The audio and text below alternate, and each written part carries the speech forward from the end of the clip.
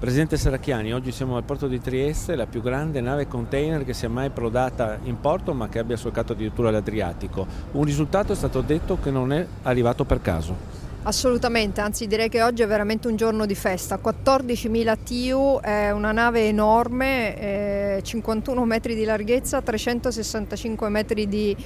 lunghezza, ma la cosa più importante è che sta dando lavoro ai portuali,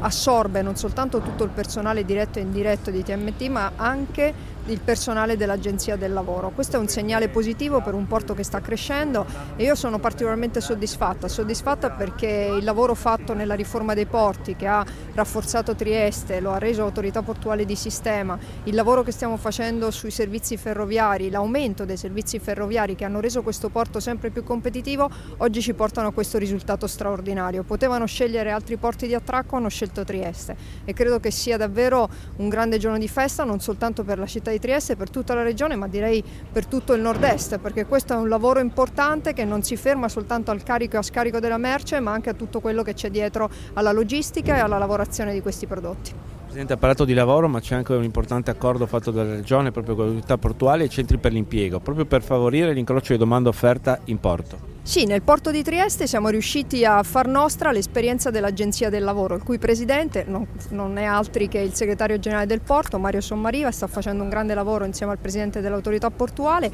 Oggi stiamo dando lavoro a tante persone, ma soprattutto stiamo stabilizzando posti di lavoro e questo è un fatto di estrema importanza in un'attività, quella portuale, che spesso è stata vista come un'attività